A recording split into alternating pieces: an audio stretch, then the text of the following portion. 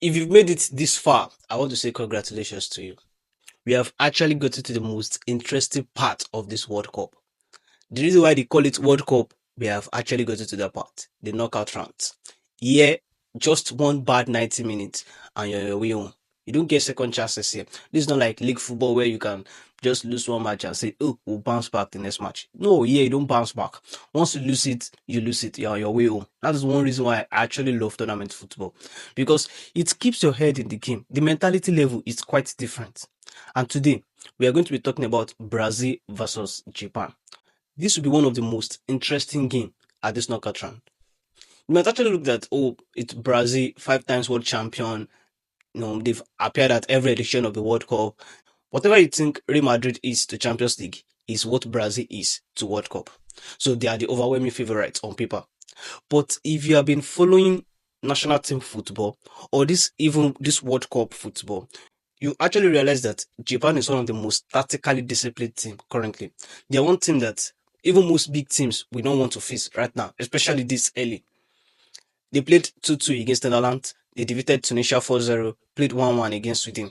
While for Brazil, they played 1-1 against Morocco, played 3-0 against Haiti, then defeated Scotland 3-0.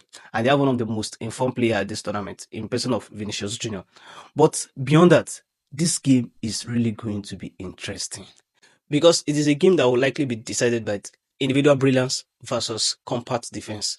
You see, Japan is actually one of the most tactically disciplined team. They have a compact defense, and the way they press is like they press in face. They are going to be blocking your passing lanes, and once they get the ball, they are going straight into transition. You don't even want to face Japan transition because 2 to 3 passes, they're already at the front of your box, and you don't want to face Brazil's individual brilliance too, especially with Vinicius Jr. in this form. A lot of people have even been saying, oh, Junior is back to his 2024 form. But honestly, if you've been watching the game, he's honestly back to that form. He scored in every round of the group stage game and won man of the match in the 3 matches. Junior is actually back in form. You don't want to face Junior in this form. But quickly, let me tell you what to expect in this game. Japan plays 3-4-3, so expect a 3-4-3 formation. It becomes a 5-3-2 when they're defending. Japan are comfortable without ball. Yes, they are very, very comfortable without ball. They defend very well, stay compact, and expect quick transition from Japan.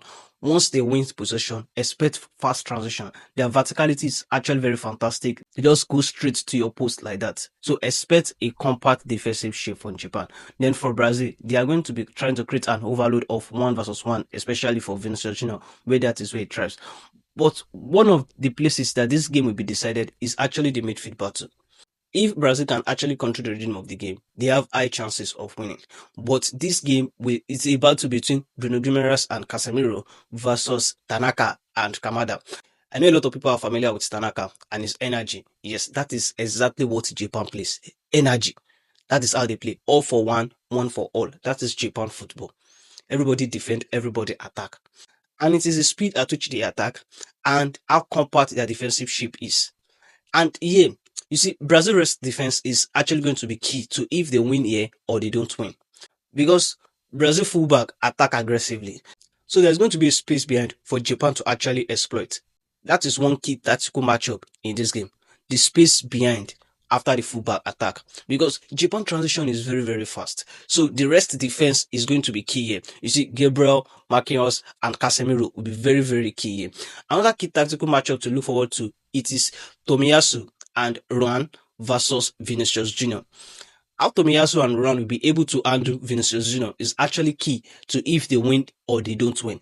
Because if you give Vinicius Jr. space, especially with this form he's currently in, he's going to hurt you. He's not just going to hurt you, he's going to destroy you.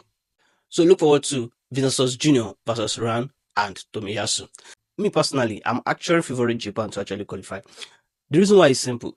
They actually defeated Brazil recently in a friendly 3-2 game. We actually know that friendly is different to knockout football, but at the same time, there is actually a belief.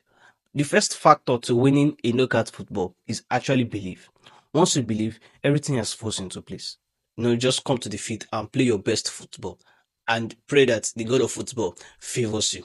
So there is a growing belief that Japan can actually beat Brazil. The key players in attack for Japan to look forward to is actually Maeda and Ueda. Those two guys, once you see those two guys, they are the most dangerous players for Japan. Japan is really going to miss their key players. You see Mitoma, you see Kubo, they are really going to miss those two guys. But then they still have what it takes to actually win this game too.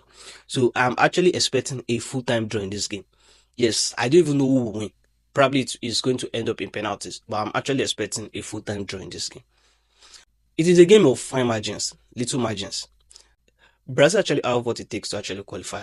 Because if you look at the bench options, it will be very, very vital in this game. The likes of Neymar, the likes of Martinelli, and the likes of Hendrick coming off the bench. That quality is actually going to be one of the few things that will make a difference in this game. So I'm actually looking to a full-time draw in this game, and Brazil still likely qualifying. If there's going to be a shocker, then Japan can actually be the shocker. It will not be actually surprising if Japan qualifies. A whole lot of us already call them the dark horse. So what does dark horse do? They send the favorite home. So if there is a team capable of sending Brazil home too, then it is Japan.